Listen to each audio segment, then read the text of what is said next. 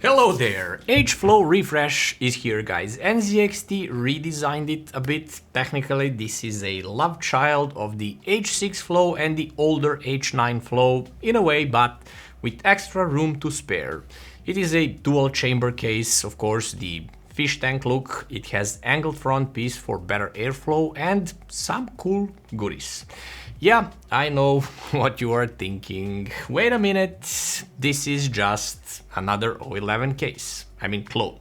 But no, this one is different. Buckle up and enjoy the ride. Looking for affordable Windows or Office keys? Look no further, I got you covered. Head over to scdkey.com, pick your Windows edition, use my discount code LE25 to get a 25% on any Windows or Office products. Once you complete your order, after a few seconds you will receive your code. In Windows, go to Settings, there should be an Activate Windows prompt at the bottom. Click that, enter your code and wait for Windows to finish activation. To check the activation status, use the command prompt with the command slmgr.vbs/xpr and you should receive a notification that the machine is permanently activated. Once again, use code LE25 at scdkey.com. First of all, NZXT calls this case a mid-tower case for a high-end hardware. Trust me, this is not a mid-tower case, it's huge case, it's a bit on a larger side, and yes, it's a fish tank design, sort of. It has a cool angled front panel for a more directed airflow where it matters the most. And we all know from the H6 and similar cases that this approach in cooling actually works. The case is so-so on a larger side. Dimensions are 506mm deep, 315 wide and 481mm tall. Total volume is 76.1 liters and it weighs 12.46 kilograms. The model I got here is the most spec'd out. This is the H-Flow ARGB Plus, meaning it has a built-in ARGB controller that utilizes NZXT cam for complete control of lights, but it also comes with pre-installed F420 RGB core fans and one F120 RGB core at the back. This is actually the regular fan, but we will touch on these as we look out throughout the case. Side panel is tempered glass, which is slightly tinted by the way. The removal is super easy. It has one single captive thumb screw at the back. Just pull the tab and it will release from the PEG system up top, and in the bottom area the glass sits in a channel, so it is maximally secured. You can also remove the front glass piece. It is doable and easier for building if you remove it. There are 4 screws up top, seriously, why? And one inside closer to the front fans. Once all the screws are removed, it goes out easily. The frame doesn't flex nor bend if the glass is removed, so kudos to NZXT for making the frame strong. The interior is amazing and clean here, plenty of space for everything. For the ultimate clean look, the board is kind of recessed inside, there are holes up top and on the bottom area for a clean cable routing. There is a nice air guide on the side as well for the front fans to channel the air inside, but it also serves as the cable pass-through for larger cables in case you are using regular non-back connect motherboards. Actually, it supports extended ATX boards up to 277mm, ATX back connect, ATX regular, micro ATX and ITX. Since the case has plenty of space, it supports large GPUs as well, up to 459mm in length if only fans are installed in the front. If you want to use an AIO in the front, GPU length shrinks down to 410mm, still plenty enough for any GPU. In terms of air cooling, it is a bit underwhelming. Up to 165mm tall heatsinks can be installed. Okay, let's see them front fans. First, in order to remove the front mesh panel, you need to remove the top panel first. Then remove the screw holding the front panel. This screw is only for the transport purposes, it doesn't have to be there once everything is assembled. The panel is perforated mesh, no additional dust filters. Front fans are the new F420 RGB core fans. On this model, these are not the case version, meaning this is a fully PWM controllable fan and ARGB, of course. Fans are no slouch either, with speed ranging from 240 up to 2000 RPM, they have 98.61 CFM of airflow, 3.2mm H2 static pressure, and are actually pretty quiet at only 34.5 decibels. They are of course PWM and ARGB controllable too.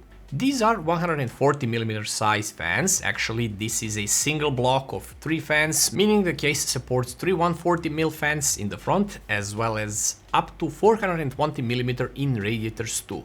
For that, you need to remove the front fan rails by removing the top 2 screws and then remove the complete rails outside. And then remove the plastic at the bottom of the case to gain just that much needed space for the radiator to fit there. I like how NZXT gave us this option. Not many cases have this as a stock option.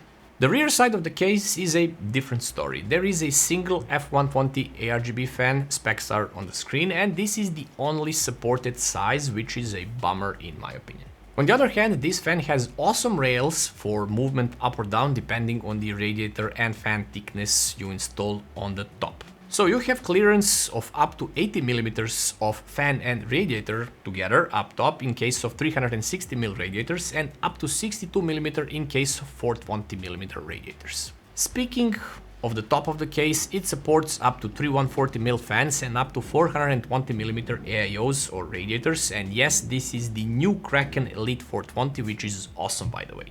Gorgeously large display on the pump, also comes with F420 core RGB fans. Also, at the top of the case, NZXT was also thinking about the custom water cooling builds, hence we have a fill port hole here and huge space behind the motherboard area to access the cables if needed from the top of the case. Moving to the bottom area of the case, we also have a F420 core ARGB cluster of fans. They are recessed, so it seems flush with the bottom of the case, for a cleaner look of course. Here at the bottom we also have a nicely integrated removable dust filter. Maximum fan support is of course 3 140mm fans, but you can install smaller 120mm fans if you wish so, since there are rails at the bottom to support them, which was not the case with H6 for example. If you want to use a radiator here, the limit is up to 360mm only.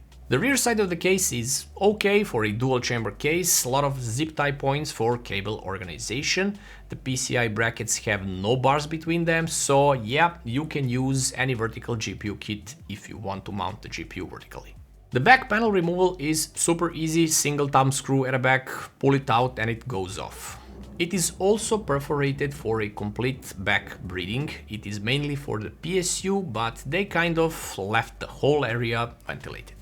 Okay, first thing here is the swinging door, which is removable by the way, but also holds up to 4 SSD drives in total, which is a nice utilization of space. Behind the door, larger Velcro straps are present for major cables groups like 24-pin cable and such. The PSU is installed in the middle of the case and this is the only space for it, and it supports up to 200mm in length as well. Below it there is a little hard drive cage which can support 2 2.5-inch drives or 2 3.5-inch drives, one of each, which brings this case to a total storage support of up to 6 2.5-inch drives and 2 3.5-inch drives. The new ARGB Plus controller is also pre-installed here. It uses NZXT proprietary 8-pin connectors, 4-pin PWM and 4 pins for the ARGB control, and it uses 8-pin VGA connector for power.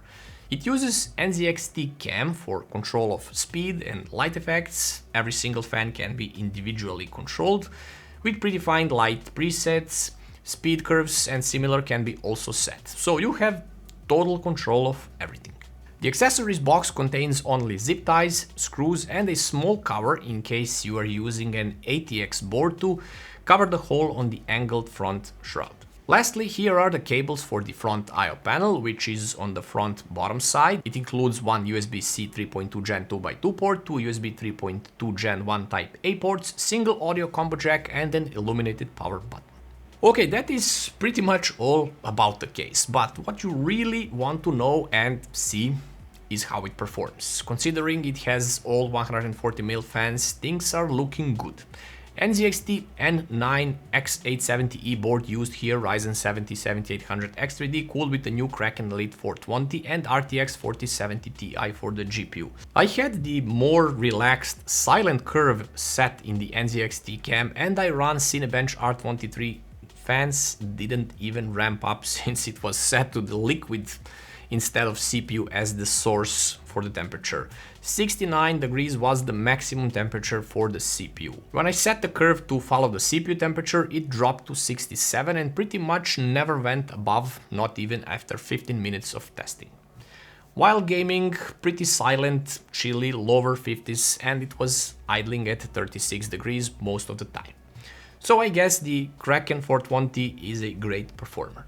GPU, on the other hand, was a total mess. Nah, I'm just messing with you. Side intake fans are epically good for the GPU cooling since they are blowing fresh air across and through the GPU fins. Idling was mostly around 27, actually it idles at 27 now. Light loads around 36 degrees and while gaming steady 53 degrees maximally utilized. You can pretty much noise normalize the fans and set silent curves for all the fans around the case. The PC will run totally quiet even in heavier loads and you will pretty much have the exact same temperatures even if you ramp up the fans. So no need for that, just noise normalize and use it like that. But let's talk about some negative things that I noticed, of course. Firstly, I noticed that if you decide to use 420mm AIO and you have cables sticking out of the fans, it will hit the case wall behind the motherboard. So you need to pay attention when hiding those cables. It's doable, of course, but just a little warning to go there. Rear fan support is only 120mm. I mean, NZXT, you had a chance to make this the one, the chosen one, to have 140mm fans all around the case. It needed just this much space here to support 140mm fans. And if I have to nitpick, I would have liked it if PSU and hard drive cage were swappable, I mean the spaces for them, so you can switch places and have PSU on the bottom. Nitpick number 2. Side shroud could have had rubber grommets on it. It would make the cable organization much cleaner, so if you look at this case from a certain angle in the front, you can sometimes see cable mess through this hole, but if they had rubber grommets here, it would be a little harder to see those cables. Positive things are plenty, of course. This is an epic case with great performance behind it. It has great legacy behind it as it is an improvement for high-end systems over the H6 case and of course the previous H9 model. It offers more space inside. It supports back-connect motherboards now, cooling is improved over the previous H9 generation up to 10 degrees if CPU is air-cooled and around 4 if an AIO is used. I do like that it has space for 140mm fans everywhere except in the back. Yeah, I know it hurts, but at least it has front and top support for 420mm radiators, which I believe many of you will appreciate. Cable organization is super easy and also they did not sacrifice storage support with it, so I guess they made a really good dual chamber case. The design evolved, but so did the price. It is available in 3 flavors: H9 FLOW regular with no RGB fans, 3 in the front and 1 in the rear, $169.99 US. Then there is an RGB model, comes with F420 core fans in the front and 1 regular non-RGB fan in the back for $209.99. And there is this one fully spec'd out F420 core RGB fans in the front, bottom and rear fan is also RGB enabled, and they included the complementary controller for only $289.99. It's a lot. And yes, the prices vary a lot depending which model you want. I guess that the starting one is pretty decently priced if you want to use your set of fans, but if you go all in and get the RGB Plus model to complete that NZXT ecosystem vibe, it is worth it. The NZXT really made a great case here. Hope you liked the video, guys. Like and share it. Don't forget to subscribe to the channel. I'll see you in a few days with the H9 X870E motherboard review and of course Kraken Elite 420, but also a few other goodies like this Kraken Plus series of coolers as well. See you.